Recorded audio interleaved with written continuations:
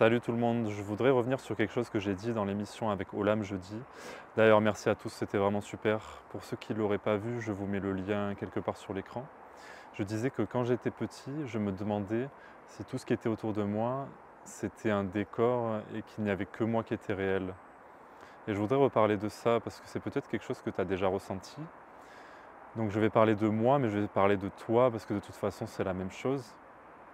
Donc en fait, à la base, on arrive dans cette vie en croyant être une personne parmi les personnes.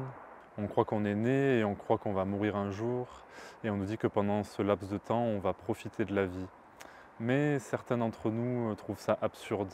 Ça leur suffit pas comme explication. Et si tu regardes mes vidéos, je te soupçonne d'en faire partie. Moi, j'ai envie de te dire, n'essaie pas de comprendre quoi que ce soit. Il y a ce monde avec ses formes absorbantes et on se prend facilement au jeu. En fait, c'est comme dans un jeu vidéo. Dans un jeu vidéo, tu peux ressentir des émotions fortes, tu peux être énervé de perdre, etc. Mais tu sais que tu n'es pas dans le jeu. Enfin, sur le moment, tu peux oublier ça d'ailleurs. Et bien la vie, c'est exactement pareil. On joue, mais jamais on est vraiment ici. Parce qu'on est la présence. Et tout ce qui est autour de toi, c'est fait uniquement pour toi. C'est fait pour que tu réalises ta nature, pour que tu reviennes à l'intérieur. C'est un peu comme dans le film The Truman Show. Pour ceux qui ne l'auraient pas vu, c'est l'histoire d'un gars pour qui sa vie entière est une télé-réalité. C'est-à-dire que depuis la naissance, il est suivi 24 heures sur 24 par des caméras.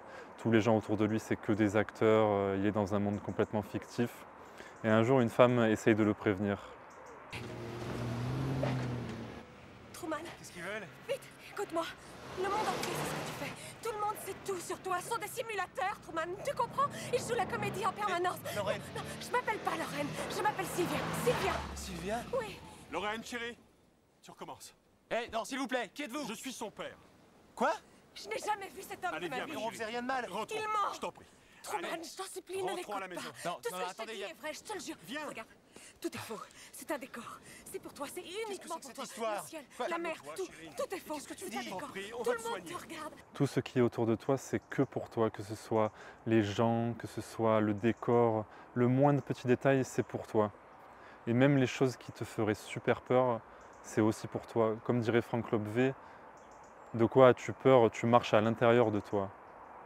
Et en fait, tout ça, c'est complètement irréel. Et même la science le dit, que la matière est composée à 99,999% de vide. Donc dans tout ce brouhaha, dans toutes ces formes, est-ce que tu peux percevoir le silence? Pas le silence qui est l'absence de bruit, mais le silence qui est la nature de toute chose. Et il n'y a que ça, c'est ce que tu es. Et dans ce grand jeu, on peut se dire, mais qu'est-ce que je dois faire? Dieu, qu'est-ce que je dois faire? Eh bien, fais ce que tu as envie. Regarde à l'intérieur de toi. Fais ce que tu veux. Mais fais surtout ce qui s'impose à toi, vraiment. Et ouais, mais est-ce que c'est un néant du cœur ou est-ce que c'est une carence de mon ego?